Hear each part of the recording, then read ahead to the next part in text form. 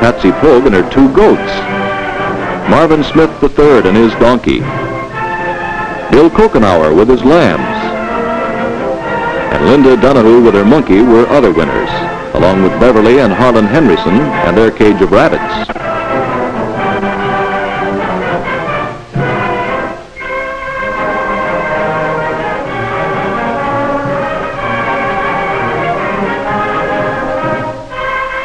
The parade has now passed the reviewing stand and circled around the courthouse square, and the judges are making their decisions. The entries will come back to the judges for the awarding of the prizes.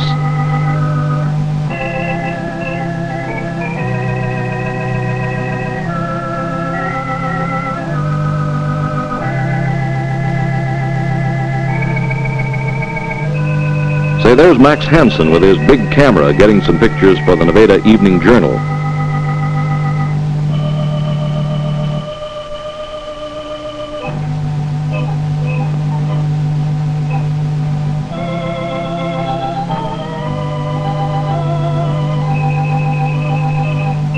This was quite a celebration. There's our Indian again.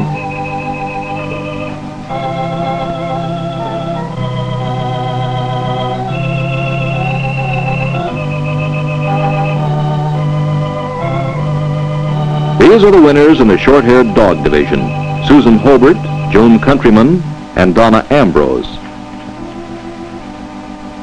This is Ruth Betts, who was the winner in the Feathered Pets division. And this is Diana Beale, a winner in the long-haired dog division.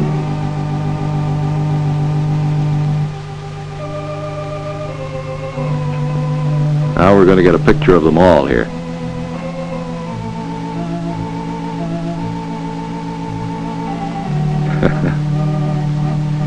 We have to have them posed just right, you know.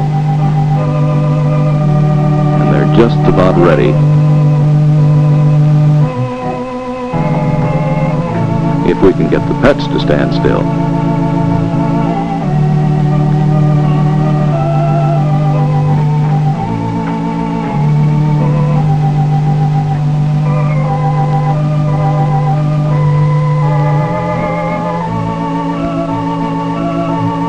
I guess we don't have them yet, but it takes a long time.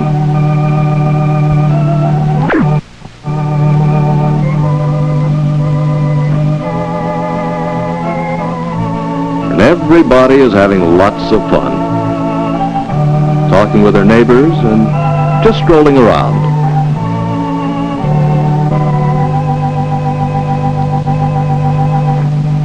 Where do we go from here?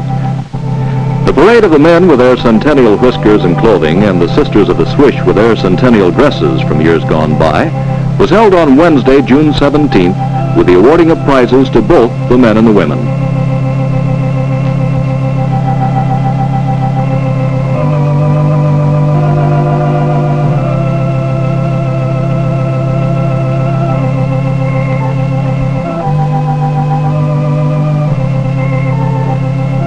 Say, here comes Stanley Ball across the street. He was in charge of the equipment for the sound truck and the amplification of the pageant.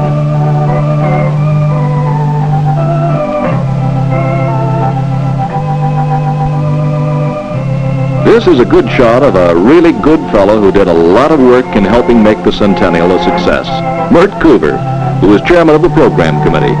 He devoted many hours of hard work with his committee arranging the different events for this celebration. Say, isn't that quite a beard? Harry Cook was president of the Whisker Club. He and his committees promoted the growth of whiskers on the men in the community. They started earlier in 1953 getting members of the club, holding kangaroo courts to have some fun and encourage the men with their costumes and whiskers, and to publicize the Centennial. There were 290 members in the Whisker Club. Wayne Birma, Keith Page, and Lester Corbin were vice presidents, and Max Hansen was the secretary-treasurer. The club organized the caravans that visited every town in Story County to publicize and promote the celebration. They had a mulligan stew with the Junior Chamber of Commerce at Ames, a big dance at the community building where everyone had a really big time, and many other activities that helped raise the money for the Centennial activities. that's quite a group of men, isn't it?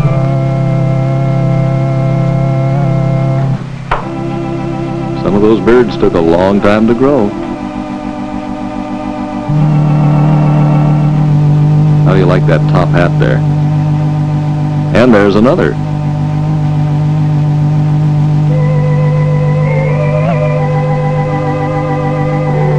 Now, if he doesn't look like Abe Lincoln. These are the winners of the best groomed class.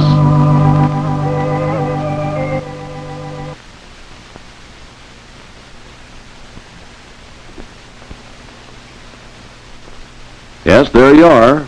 Lowell Johnson, Bill Horeen, and William Ball.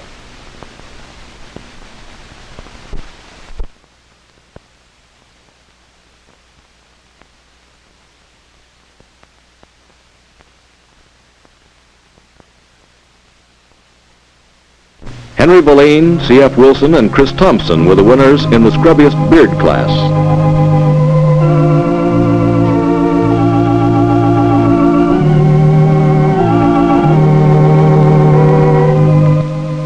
Take some good judges on this. And look at the judge. There's a good one.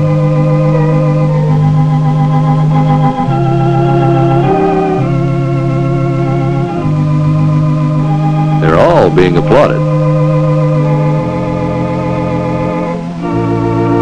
The heaviest beards were carried by Robert Rasmussen, Bill Snyder, and Keith Page.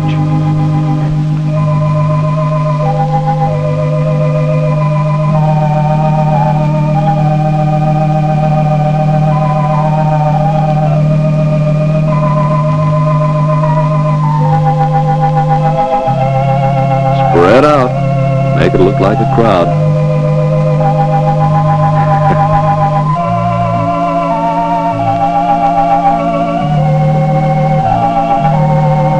The winners, among those with the most unusual whiskers, were Reese Pratty, Wayne Bierma, and Gilbert Henry.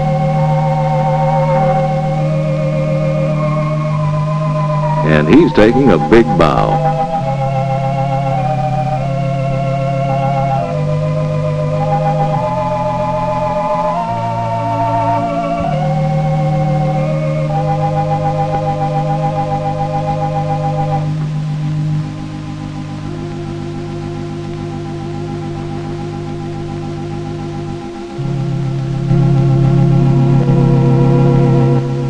Say, he could almost pass for Uncle Sam, couldn't he?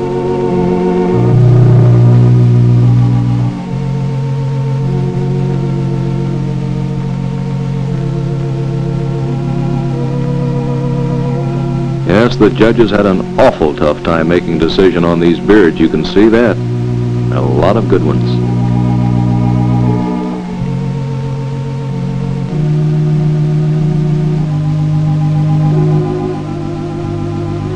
And here we go with the best red beards. Charles Tooth, Harry Babbitt, and Sanford Serson.